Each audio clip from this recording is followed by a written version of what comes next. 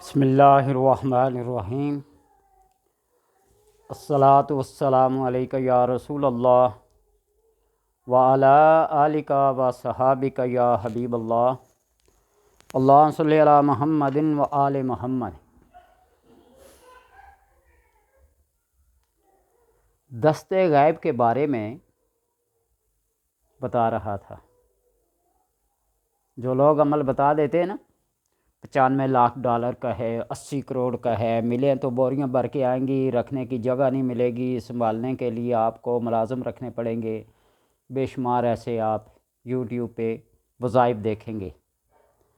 اس کو دستے غیب جس بندے کو حاصل ہو جائے،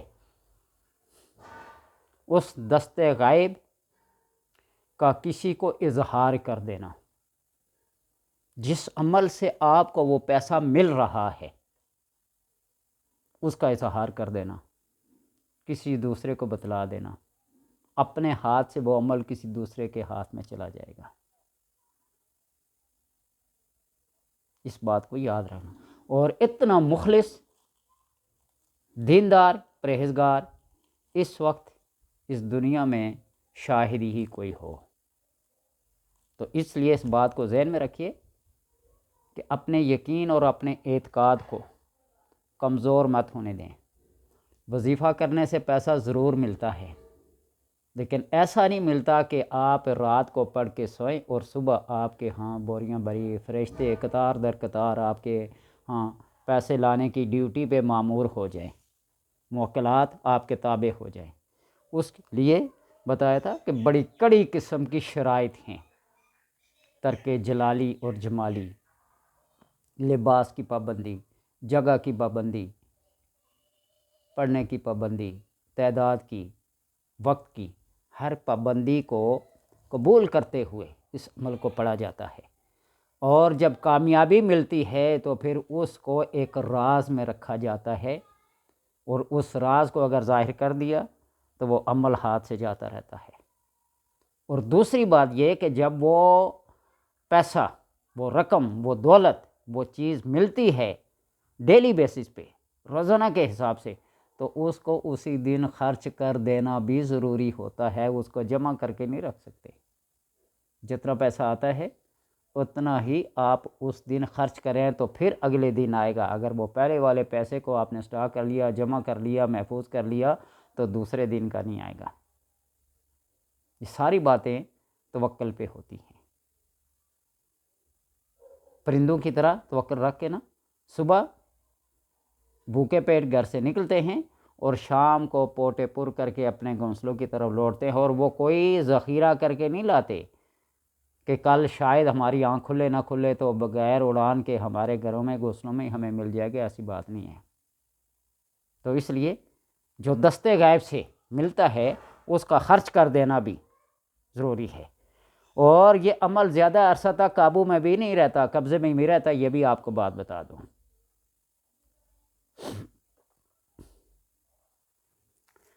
اور جو جنات، جو موکلات آپ کو غیبی طور پر فائدہ پہنچا رہے ہیں، کیا پتہ وہ مامور من اللہ ہوں اور آپ کے اس بد اعتقادی کو، اعتقاد کی کمزوری کو دیکھ کر وہ کیا ہو جائیں، دستبردار ہو جائیں، چھٹی کر لیں۔ وہ جو آپ کو چیز لانے پہ، دینے پہ مامور تھے، پابند تھے، وہ اپنی پابندی سے، اپنے عہدے سے برخاست ہو جائیں تو پھر کیا کریں گے؟ تو اس لیے ان مجبوریوں پر نظر اس کام کو کیا جائے کہ عجب نہیں کہ خداوند تعالیٰ اپنے فضل و کرم فرماتے ہوئے رزق میں وسعت پیدا کر دے، تھوڑی سی چیز میں۔ وہ آپ صلی اللہ علیہ وسلم کے پاس ایک بندہ آیا نا، دنیا کا امیر ترین بندہ جائیں، آپ نے فرمایا قناعت اختیار کرو۔ ایک اور گیا مانگنے کے لیے، آپ نے فرمایا تمہارے گھر میں کچھ بھی نہیں ہے، نے کہا ایک کمبل اور ایک پیالہ ہے، تو آپ نے فرمایا کس چیز کو بیچنا چاہتے ہو؟ دونوں میں سے ایک چیز کو بیچو۔ اس نے پیالے کو بیچ لیا، جو 1 درہم آدھا درہم اسے ملا، اس نے کلالی لی، دستہ چونکا اور لکڑیاں کاٹنے کے لیے جنگل میں بھیج دیا۔ وہ جو ہاتھ مانگنے والا تھا نیچے تھا، وہ ہاتھ اوپر ہونے والا، الید العلیٰ خیر من ید السفلیٰ، اوپر والا ہاتھ نیچے والے ہاتھ سے کیا ہوتا ہے؟ بہتر ہوتا ہے۔ ہمارے اسکول کے ایک کیشیئر بہت نیک، مخلص، پرہیزگار، دیندار قسم کے بندے تھے اور ہیں، ابھی بیچارے بڑھاپے کی عمر گزار رہے۔ وہ ایک دن مجھے کہنے لگے کہ یہ پروفیسر عبدالغانی اور عبدالمعز ادھر پنڈی میں بڑے مشہور تھے، بہت بڑے عمل تھے، پرہیزگار دیندار بندے تھے۔ وہ وسعت رزق کے لیے کچھ لوح بنا کر دیتے ہیں، جس طرح لوح زول ہو گئی، مشتری ہو گئی، وسعت رزق کے لیے ہو گئی، ایک کی قیمت 10,000، دو کی قیمت 16,000، 3 لیں گے تو قیمت کم ہو جی، 4 لیں تو قیمت اور زیادہ کم ہوتی جائے گی۔ تو مجھے کہنا ہے، تو میں نے کہا محترم یہ وسعت رزق ان کے لیے ہے، یہ ہمارے لیے نہیں۔ وہ کہنے لگے وہ کیسے؟ میں نے کہا اس لیے کہ انہوں نے ایک چیز تیار کی ہے، جس طرح یہ میرے پاس ایک میٹل ہے، تانبے کی بنی ہوئی ہے، یہ اس کے اوپر لکھائی ہوگی ایک خاص وقت میں یہ لوح بن جائے گی، ایک تعویذ بن جائے گا، اس کو اپنے پاس رکھیں وسعت رزق۔ میں نے محنت کی، اس کو میں نے فروخت کیا، یہ میرے لیے وسعت رزق ہے۔ جو لے کے جائے گا اسے ملے گا تو ملے گا نا، اس کے اپنے اعتقاد اور یقین کی بات ہے۔ 1000 برس رکھے 1 روپیہ بھی نہ آئے، جانے کے ساتھ ہی کروڑوں کی رقم آ جائے۔ تو اس لیے یہ کہتے ہیں کہ اللہ تبارک و تعالیٰ اپنے خزانہ شاہی سے جو کسی کو دیتا ہے تو اس کی کوئی قدر و قیمت اور ہی ہوتی ہے۔ تو اگر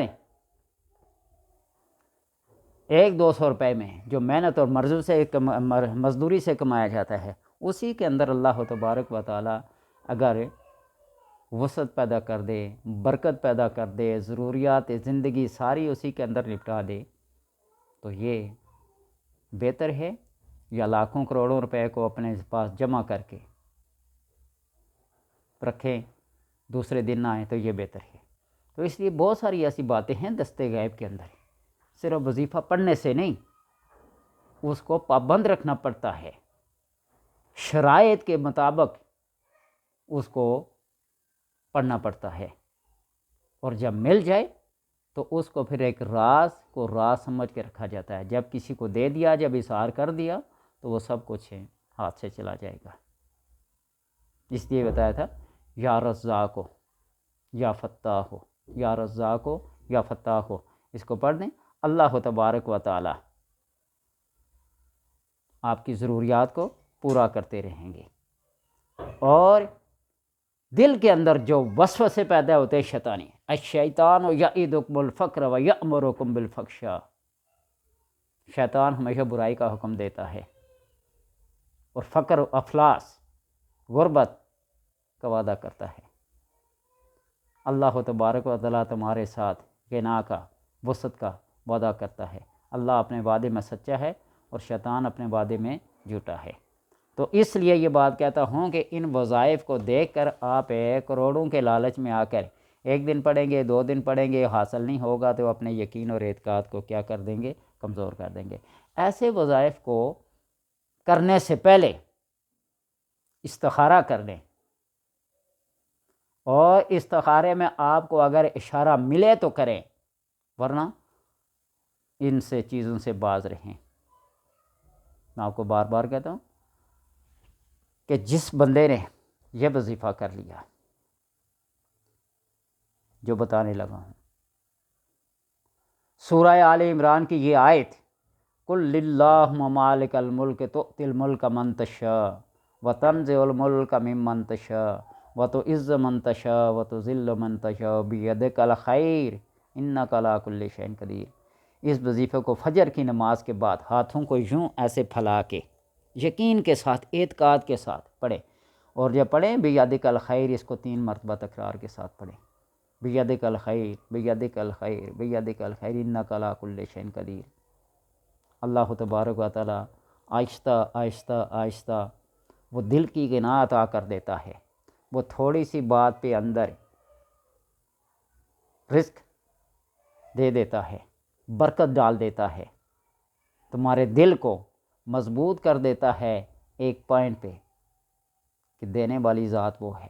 تمہاری ضروریات پوری ہو رہی ہیں، تم جمع کر کے کیا کرو گے؟ ایک فقر کی طرف میلان ہو جاتا ہے، وہ قناعت اختیار ہو جاتی ہے، یہی برکت ہے۔